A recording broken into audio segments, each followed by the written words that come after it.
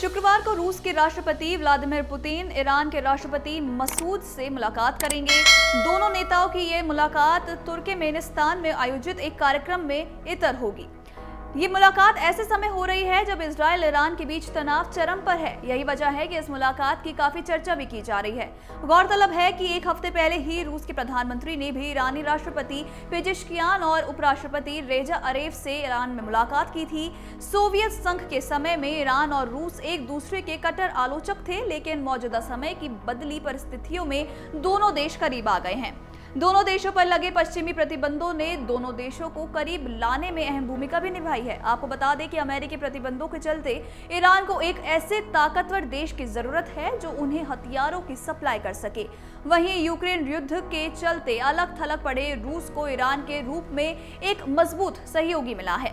Syria में भी दोनों देशों के साझा हित हैं और रूस सीरिया की मौजूदा सरकार को सत्ता में बने रहने में मदद कर रहा है, तो वहीं ईरान की सरकार का भी सीरियाई सरकार को पूरा समर्थन है। आपको बता दें कि इजराइल द्वारा सीरिया पर हमले किए जा रहे हैं। पश्चिमी देश भी सीरिया की मौजूदा सरकार को सत्ता से हटाना चाहते हैं। ऐसे में सीरिया के मुद्दे पर ईरान और रूस एक पेज पर हैं। दोनों देशों के बीच नजदीकी की ये भी एक वजह है।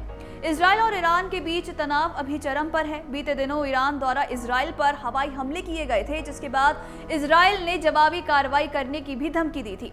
अमेरिका ने भी इजराइल का समर्थन करने का ऐलान कर दिया है। ऐसे में ईरान भी रूस के साथ अपने रिश्तों को मजबूत कर रहा है ताकि युद्ध की स्थिति में हथियारों की आपूर्ति की समस्या ना रहे। ईरान ने जब 200 मिसाइलें दागी तो लग रहा था कि इजराइल तुरंत जवाब देगा, मगर ऐसा नहीं हुआ। इजराइल धमकी तो दे रहा है, लेकिन हमला करने की हिम्मत नहीं जुटा पा रहा है। इसके पीछे ईरान की बहुत बड़ी चाल बताई जा रही है। बता दें कि वो इजराइल को ऑक्टोपस वॉर में फंसा रहा है। ईरान के अलावा इराक, यमन, लेबनान और गाजा से लगातार इजराइल पर हमले किए जा रहे हैं। इजराइल ऐसे फंसा है कि अपनी जमीन पर हमले रोके या फिर ईरान पर अटैक करे। रिपोर्ट के मुताबिक बात करें तो इस हफ्ते ईरान ने जंग का पूरा रुख ही बदल दिया है। इजरायली सेना हिजबुल्लाह पर अटैक करती है तो उस पर सीरिया से रॉकेट बरसने लगते हैं। वहां मिसाइलें मारती हैं तो इराक से बमों की बारिश हो जाती है। बीच बीच में गाजा से हमास के लड़ाके लगातार अटैक कर रहे हैं और यहाँ तक कि हमास के लड़ाके इजराइल के अंदर घुस आए और भीड़ पर गोलीबारी की। 2 जगह ऐसी घटनाएं सामने आई हैं जिसमें एक महिला की भी मौत की जानकारी बताई गई है।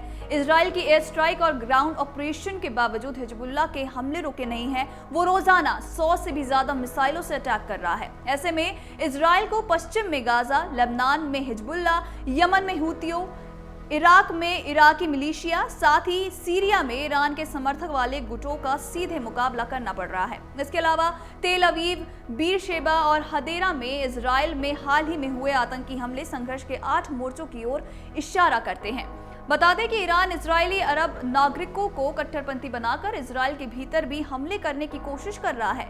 इजराइल 8 मोर्चों पर फंसा हुआ नजर आ रहा है क्योंकि कई बार ड्रोन, मिसाइलें और रॉकेटों से एक साथ अटैक हो रहे हैं। इजराइल का दावा है कि रूस भी इस युद्ध में कूद चुका है। वो हिजबुल्लाह को मदद कर रहा है। आखिर इतने रॉकेट उसके पास आ कहां से रहे हैं? दावा है कि रूस हिजबुल्लाह को ड्रोन और यूएवी भेज रहा है और इसके लिए ईरान ने उसे मनाया है, क्योंकि कुछ वक्त पहले ईरान ने यूक्रेन से जंग में रूस को मिसाइलें भेजी थी।